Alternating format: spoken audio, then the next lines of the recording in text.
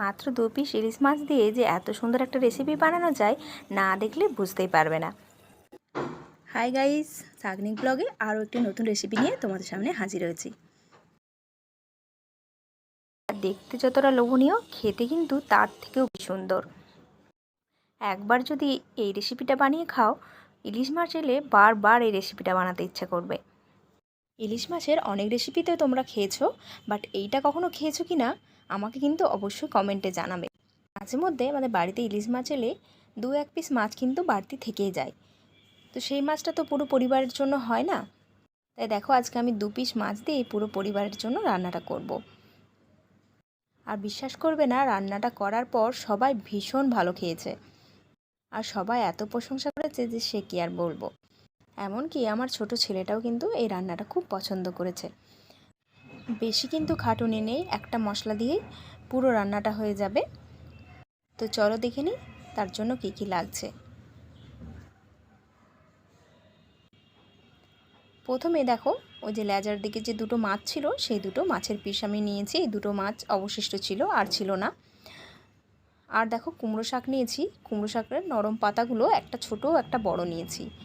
আর এই মাছটা দেখো অনেকটাই মোটা আছে, তাই পাতলা করে একটু মাছটা কেটে নেব মাঝখান থেকে।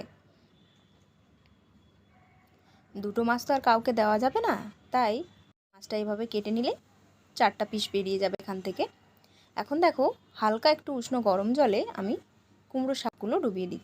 এখানে 8টা কুমড়ো পাতা রয়েছে, তো অল্প একটু লবণ ও হলুদও দিয়ে দিয়েছি জলটার মধ্যে, যাতে ওর মধ্যে কোনো পোকা টোকা থাকলে সেটা বেরিয়ে যায়। এরপর মাছটাকে লবণ হলুদ দিয়ে মেখে নেব। মাছটা তো 4 পিস করে নিয়েছি, তো কাটতে গিয়ে একটুখানি আমার ভেঙে গেছে মাছটা, তাতে কিন্তু অসুবিধা কিছু নেই। তো লবণ আর হলুদ মেখে আমি রেখে দেবো। এবার দেখো, পাতাটাও কিন্তু একটু নরম হয়ে গেছে। এখন পাতার যে আঁশগুলো থাকে সেই আঁশগুলো একটু ছাড়িয়ে নিচ্ছি। এতে কি হবে, এটা খেতে সুবিধে হবে। তো একটা ঝুড়ির মধ্যে রেখে দেবো, যাতে জলটা পুরোপুরিভাবে ঝরে যায়। আরও একটা ছাড়িয়ে তোমাদেরকে দেখাচ্ছি। এভাবে কিন্তু গোড়া থেকে টেনে আনলে সুন্দরভাবে কিন্তু ছাড়ানো হয়ে যাবে।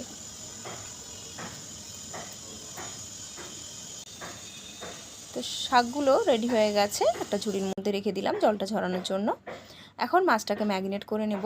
তার জন্য একটা মশলা রেডি করেছি। 2.5 চামচের মতো কালো ও সাদা সর্ষে, 1/2 চামচের মতো পোস্ত, 2টো কাঁচা লঙ্কা আর অল্প একটু লবণ দিয়ে আমি বেটে নিয়েছি। তো কিছুটা মশলা আমি মাছের সাথে দিয়ে দিলাম, আর দিলাম লবণ আর হলুদ একদমই অল্প পরিমাণ। আর কাশ্মীরি লঙ্কার গুঁড়ো আমি একটু এখানে দিয়েছি, আর দিয়ে দিলাম সর্ষের তেল। সর্ষের তেলটা 1 চামচের মতো লেগেছে। আর হলুদ লঙ্কা 1 চামচে 4 ভাগের 1 ভাগ দিয়েছি। এখন সমস্ত কিছু খুব ভালোভাবে মাছের সাথে মিশিয়ে নেব। মাছগুলো ম্যারিনেট করা হয়ে গেছে। এবার যদি হাতে টাইম থাকে তো মাছটাকে ম্যারিনেট করে একটুখানি রেখে দিতে পারো।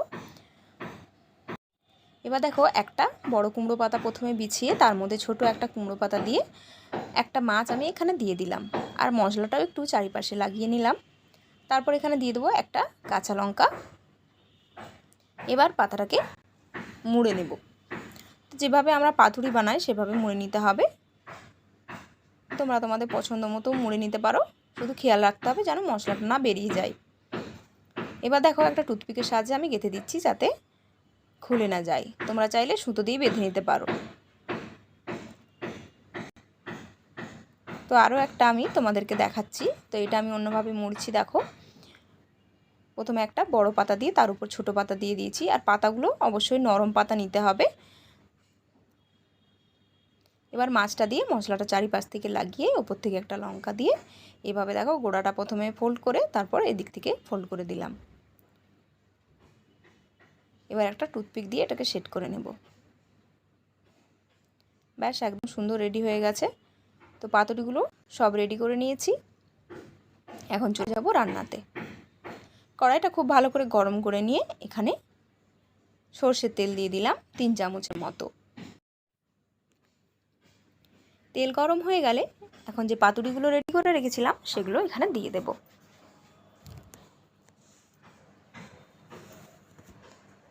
শুধু পাতুরি করেও খেতে যেমন ভালো লাগে, সেরকম মশলা দিয়ে এভাবে যদি রান্না করা যায় সেটাও খুব ভালো লাগে খেতে। তো দেখো তেলের মধ্যে দিয়ে 2 থেকে 3 মিনিট এক পিঠ হয়ে গেলে অপর পিঠ উল্টে দেব।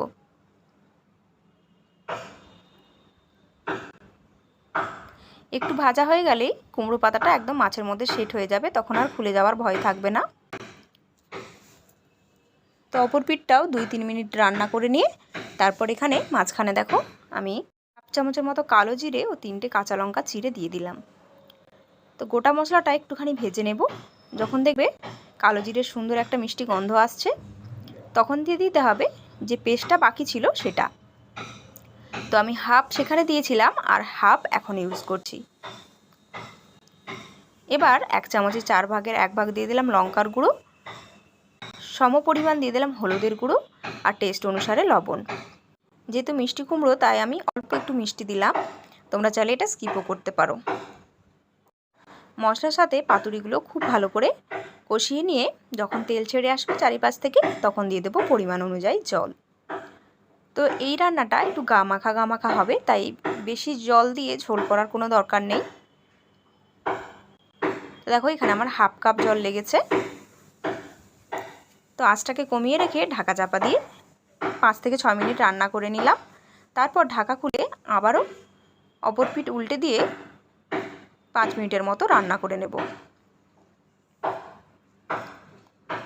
দেখো রান্না কমপ্লিট, জলটাও অনেকটাই শুকিয়ে গেছে, দেখতে পাচ্ছ একদম গামাখা হয়ে গেছে আর তেলটাও সুন্দরভাবে উঠে এসেছে। এবার ওপর থেকে একটু সর্ষের তেল ছড়িয়ে আমি নামিয়ে নেব। ইলিশ মাছ কাঁচা সর্ষের তেল ছাড়া কিন্তু একদমই অসম্পূর্ণ, তাই অল্প একটু তেল দিলে সুন্দর একটা ঘ্রাণ আসে। এবার গরম ভাতের সাথে গরম গরম সার্ভ করো। আশা করছি ভিডিওটা তোমাদের ভালো লেগেছে। ভালো লেগে থাকলে অবশ্যই একটা লাইক শেয়ার করে দেবে, আর যারা সাবস্ক্রাইব করোনি চ্যানেলটিকে সাবস্ক্রাইব করে পাশে থাকা বেল আইকনটি অবশ্যই প্রেস করে দেবে। আর রান্নাটা যে কত সুন্দর হয়েছে সেটা আর বলার অপেক্ষা রাখে না, তোমরা কিন্তু দেখেই বুঝতে পারছো। আর ভেতরের মাছটা একদম সফট হয়েছে, মানে এত নরম হয়েছে যে মুখে দিলেই গলে যাবে। আর কুমড়ো শাকটাও কিন্তু সুন্দরভাবে সেদ্ধ হয়ে গেছে। একটুখানি কুমড়ো শাক আর মাছ এভাবে মেখে মুখে দিলে মনে হবে যেন অমৃত খাচ্ছি। দুপুরবেলাটা কিন্তু জমে যাবে একদম। আজকের মতো আসি, টাটা।